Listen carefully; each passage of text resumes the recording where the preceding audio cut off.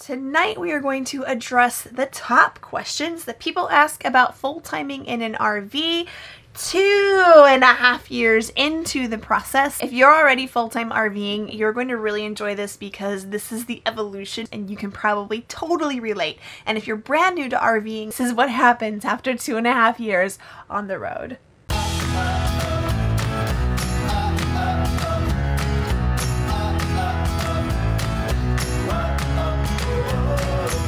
Welcome back to NOP. I am Kristen. My husband is John. He is a travel nurse and we have 3 kids and a dog, and we travel in Wendy all across the country. Last week on Real Talk Tuesday, we went through some hacks that we have given advice on in the past when we first started traveling. You can check out that video up here. You liked that video so much that you have also given us some suggestions on other things that you want us to go back and review. Stuff like showers and intimacy and laundry and whatever else I can find in some of our old videos. Everything that we have posted so far is truth. At that time when we posted it, it was 100% true. We're all about real talk. I'm literally going to just go through while I have you here so you can get my actual reaction. Okay, this is our first night in our RV. Cinder was so scared of those stairs. She's not scared of those stairs anymore. Oh my gosh, they are just babies. I want to go to camping. Chloe was only 3 when we hit the road. She has lived half of her life in an RV. What? Moving into the rig in extreme heat with no AC, but we got our fans going to keep the airflow going. I forgot all about that. Okay, all you newbies out there, you absolutely can run your AC on just your regular 110 outlet. We could have run the air conditioning. We just didn't realize that that was the thing that you can do. I wouldn't recommend trying to run more than one. We have 1 AC, but we have done that many times while mooch docking. We have run our AC. We just have to make sure that we don't run anything else so we don't burn out the AC. But 2.5 years later, we're still doing well, and knock on wood, that AC is still running well for us.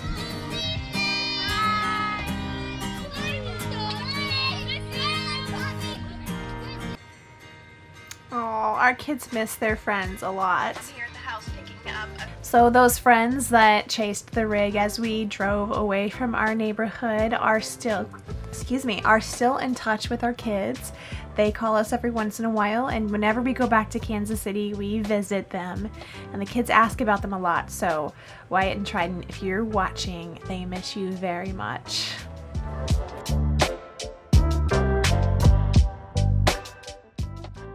Budget talk. Let's see how much of this is still the same. I can already tell you one major thing has changed. That is the truck payment. We're spending on average around $600 a month on the transportation. Okay, so transportation, we're talking about $600 a month with gas and maintenancing vehicles and that kind of thing. I don't know the actual number of the gas and stuff that we're spending right now, but we have a significant truck payment now that we never had when we made this video. You can check out the whole truck saga, especially the cluster truck episode up here. You don't want to miss that one. So we have significantly raised that aspect of our budget. What is your grocery budget? Let's see what this says. Our budget for groceries is between $150 and $200 per week. Well, I hope it... Okay, $150 and $200 a week for groceries. This is a really good week. As I said, we now have 2 preteen boys, so that really doesn't have anything to do with RVing specifically. However, you will see a major difference in pricing depending on where you are in the country. How do you do school on the road? How are my kids still alive with us? We were doing field trips from the very beginning for road school, so this is fun to watch. And we did not know this at the time, and we joined a museum membership, and with that membership came reciprocity memberships. There's a science museum, There is a children's museum one, and there's a zoo and aquarium one. And I've got a little card now, and it actually gets us in for free or a discounted price to museums all over the country. So while we spent a pretty penny at this natural history museum, we didn't know it at the time, but we could have saved a ton of money by participating in it, by getting a museum membership somewhere and then using it all across the country. Usually we were a lot more structured in school when we first began. We've definitely become loose on some of the aspects of school, and it's always changing. It's like that bonsai tree, if you missed our episode this last week. It's always like growing, and we're always like pruning things off and like figuring out like how we want to sculpt their education and really gear it towards what they're interested in, and make it a little bit more child-led than curriculum-led. How do you handle laundry? We bought a laundry machine. I think the way it's going to work is it's a supplement. Yes, it is definitely a supplement. Okay, laundry has evolved a little bit over the 2.5 years. It very rarely gets used nowadays. It's just so much easier for me to grab everything up and head to the laundromat, because I save like 2 weeks worth of laundry at a time, and then I kind of get to escape. Sometimes I have to bring the kids with me, but most of the time I escape and do all the laundry, and then it's all done in a couple hours and I bring it back home. I really think even if we had a washer dryer on board, that I would still prefer the laundromat, because I don't like doing laundry all the time. I don't like doing laundry anyways. So that's kind of how laundry has progressed for us. Intimacy! I'm loving this music. What do we do about intimacy? We still are intimate. I don't know if I should put that on there. Oh, I was so embarrassed to talk about it. In terms of intimacy, Our kids are not old enough to really understand it right now. Yes, they are. When we hit the road, they were not quite old enough to have any awareness of it, but we now have 2 preteen boys.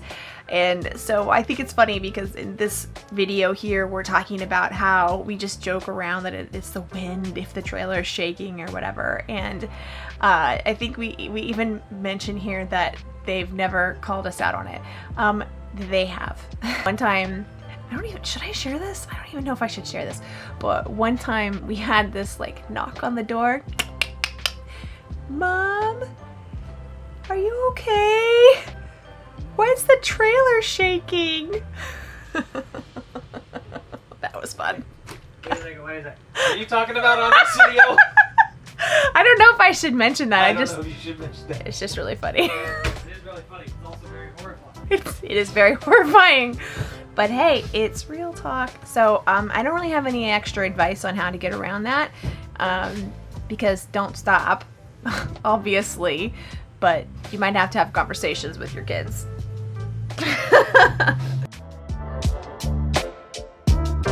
The shower rant. There's just no way to sugarcoat it. The only thing that I really hate about RV life is this shower. I hated our shower for so long. My solution was to take a shower in the bathhouses or at a gym, wherever we went, and that worked for, I probably did that for, I don't know, like a whole year or more. And then we finally got a different Oxygenics head, which is like this big, and it has different like settings on it, and that has fixed my problem with the shower. We have also mounted it a lot higher, so I can actually stand under running water. And when we're hooked up, we don't have like endless water, like hot water, but our tank is decent. I think it's a 6-gallon tank. It lasts a decent amount of time, so I can actually take a full shower without turning it off and on. What do you guys do for health insurance? In this episode, we are talking about health insurance and what we do, and that has evolved a little bit since that time when we aired it. We have gone through one incident with our Christian Health Ministries. However, we didn't qualify for any help because it was under $5,000. So what we did was we went to the hospital. This was when Aaron got stitches in his head. They billed us for $3,000 for these 5 stitches that we got. in urgent care or at the ER. Maybe it was in the ER. Anyways, we got all these bills when we were in Washington, and we worked with the hospital as a self-pay, and in the end I don't think we ever even like said what happened. It was like a special program that they had in Washington, and we didn't end up actually owing anything. We like having the Christian Health Ministries because it gives us the peace of mind that if we have a major incident that's going to cost us more than $5,000, that we will get help on that. And you can watch that video because it really goes into good detail on how the process actually works. You know, if your bill is more than $5,000 and they're helping you with the remainder of it, you may still not actually be out $5,000 out of pocket. And so watch that video if you have more questions on that. So we did go ahead and get the vision and dental through Atlas, and up to this point have still not used it, so shame on us, but when we use it we'll get back to you and let you know how it is. The Schwagen! We still use the Schwagen! Oh, that's cool. Okay, funny story. So our neighbor here, who is also an Atlas Travel Nurse family, so cool, they were having troubles with their sewer, and I was like, hey, you know, we have the you know what? I don't know if that's like crossing some kind of friendship boundary to offer our Schwagen to somebody else, because it's kind of gross, but they declined. But it's been through a lot. Champion generator, we love it. This was 6 months into our journey, so it's lasted us for 2 years, and guys, we have put a lot of hours on that generator and it is still running great. We have had to, you know, frequently replace the oil, and John's had to take it apart a few times and fix some stuff. We broke the drawstring on it, but he was able to kind of like fix that and put it back together, and it runs off of propane or gas, and it has been great for us. And someday we are going to get solar and not have to rely on it as much, but for now we do enjoy boondocking, and the generator works great for us. That is a wrap. That is our update on the evolution of some of the things that we have had to adjust to in an RV, living in an RV full time. Stay tuned this weekend. We got another episode coming out on Sunday, and we like to do our Sundays as premieres so that you can hop on and join the chat about that episode. So join us on Sunday at 5:30 Central. We will see you out there.